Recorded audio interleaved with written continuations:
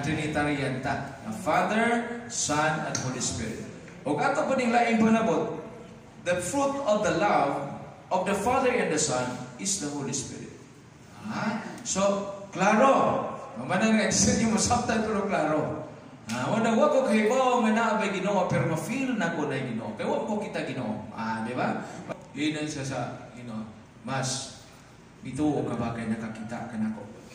So, di ka mas. Mas bulahan ang mga taong huwag makakita na ko apan nito. Kaya kaning mo kasigay mong mata, pero huwag ka mo to. For Thomas, to see is to believe. But for Christ, believe first and will be able to see. Amen?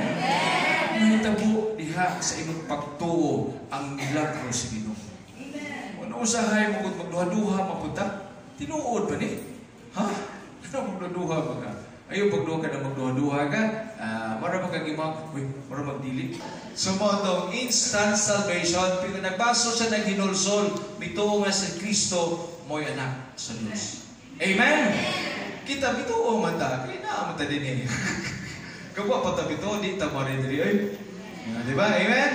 Wala, it is faith in us. Faith is the conviction of the things we do not see. Wa man ta kakitag langit. Wa ta kakitag life after death. Wa ta kakitag nabanog, pero bituo ta. Sa pagtuo nimo, di na kinalang abogado. Wala proof. Wala evidence ganyan hinahita ko na. Bituo ko. Enough. Jesus rose from the dead in order for all of us to experience joy. Amen? Amen. Mauni kuwang lang na to, kanang pagtuo, hagit, kini karon gipakita nga naa ang Espiritu Santo, Amahan, Anak, Espiritu Santo. Kompleto. Kining Trinity, mo nagingon, the community, the icon of a community. Kay community man ni silang tulo man ni sila. So community meaning community. Doon ay common, doon ay unity. Okay? Muna kita community. Common and unity. Now, El Shaddai, community po ta. Doon na tayo common and unity. Isa ka sa tawad doon sa mga El Shaddai member ko, be proud to be an El Shaddai. Amen? Amen? Doon ay mga tao, ayaw mo kauwaw. Ayaw kauwaw, isa ka sa tandang mga grupo. So this is me, diri na ko ma-discover si Kristo sa kinabuhi. Amen? Amen! Pero pag nakita ni mo diha sa grupo sa El Shaddai, Amen.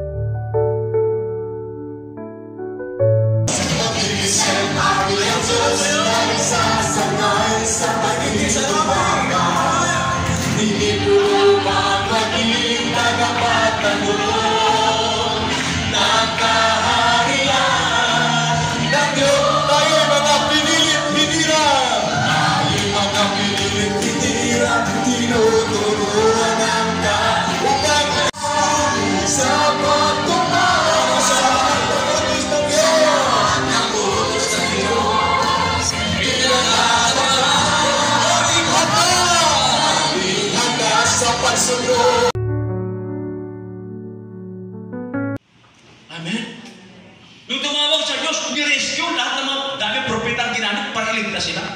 Naglublob na naman sa kasalanan. At kung lumublob sa kasalanan, ito na, sabi ng tao, if God is faithful, gracious provider, ba't ako naghihirap, nagdurusa? Bakit ako hindi answered prayer? Bakit hindi answered prayer? Sabat, bumalik tayo sa paglublob ng kasalanan. Pinalaya na tayo ng Diyos, bumalik pa tayo sa paglublob ng kasalanan. Yes, faithful, gracious provider siya. Pero may dahilan, kaya hindi niya binibigay pa ng nangailangan ng tao dahil sa kasalanan. Amin po ba? At maraming tao, Brad, kung mahal ako ng Diyos, bakit naghihirap? Kung mahal ng Diyos, simba ng simba, samba ng samba, hindi ako answered prayer. Examine yourself. Examine our heart. Bakit? Ang liwanag.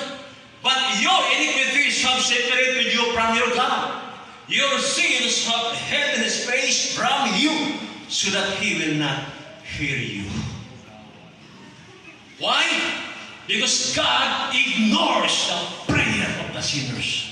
Yes, gracious siya. Mapagmahal siya. Kinupos niya na tayo eh. Pero bumalik pa tayo sa pag-aalipin. Kaya bingi ang Diyos sa panalangin ng mga taong makasalanan. Pag sinabing kasalanan, maraming bagay.